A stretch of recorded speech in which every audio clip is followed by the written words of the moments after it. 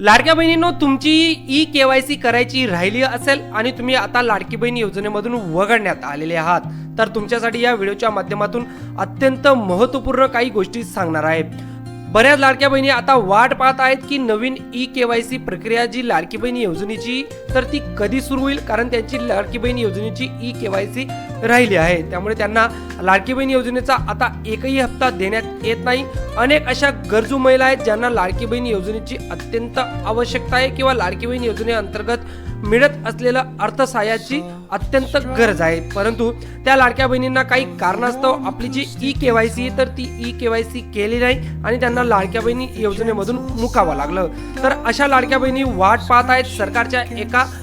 निर्णयाकडे, ते वाट पाहत आहेत की त्या लाडक्या बहिणींना संधी कधी देण्यात येणार आहे। तुम्हाला माहिती आहे की लाडकी बहीण योजनेसाठी राज्य सरकारने ई केवायसी प्रक्रिया राबवली होती आणि ती ई केवायसी प्रक्रिया दोनदा राज्य सरकारने वाढवली होती, परंतु तरीही बऱ्याच लाडक्या बहिणी ज्या पात्र होत्या तर त्या लाडक्या बहिणींनी काही कारणास्तव घरामध्ये मेडिकल इमर्जन्सी असेल किंवा घरामध्ये काही प्रॉब्लेम असतील तर या प्रॉब्लेममुळे ते आपली ई केवायसी तारखेच्या आत पूर्ण करू शकले नाही आणि त्यानंतर त्यांना लाडकी बहीण योजनेमधून हे मुकावं लागलं किंवा लाडकी बहीण योजनेमधून त्यांना वगळण्यात आलं होतं।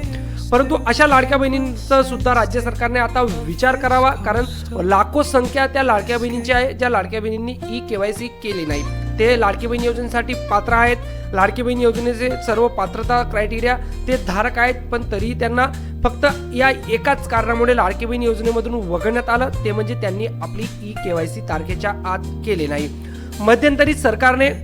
एक महत्त्वपूर्ण निर्णय किंवा महिला व बाल विकासने एक महत्त्वपूर्ण निर्णय घेतला होता, तो म्हणजे ज्या लाडक्या बहिणींची ई केवायसी चुकली होती तर त्या लाडक्या बहिणींना ई केवायसी दुरुस्ती करण्यासाठी 31 मार्च पर्यंत संधी देण्यात आली होती, परंतु त्यामध्ये सरकारने हा विचार केला नाही की ज्या लाडक्या बहिणींची ई केवायसी राहिली आहे तर त्यांनाही एक संधी देण्यात यावी।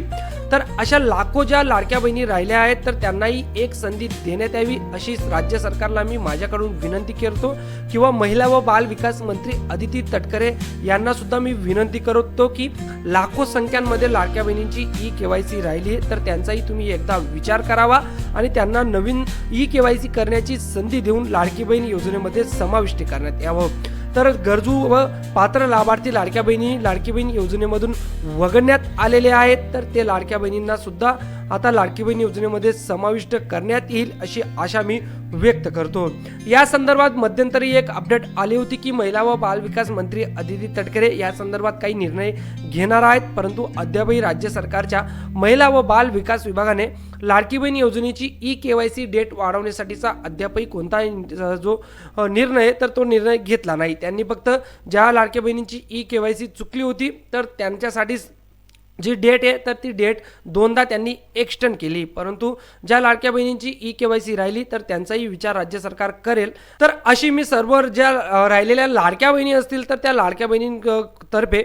महिला व बाल विकास विभागाला निवेदन देतो की तुम्ही ज्या लाडक्या बहिणींची ई केवायसी राहिली असेल तर त्या लाडक्या बहिणींचा एकदा विचार करा। ते खरोखरच त्यांना गरज आहे, ते लाभार्थी आहेत, ते पात्रता धारक सुद्धा आहेत, परंतु त्यांचा एकदा राज्य सरकार आणि महिला व बाल विकास विभागाने विचार करायला हवा। लाडक्या बहिणींनो, हा व्हिडिओ जास्तीत जास्त लाडक्या बहिणींपर्यंत नक्की शेअर करा जेणेकरून हा व्हिडिओ सरकारच्या कोणत्या तरी अधिकाऱ्यापर्यंत पोहोचेल आणि त्यांना या संदर्भात काही निर्णय घ्यावे लागेल। मित्रांनो,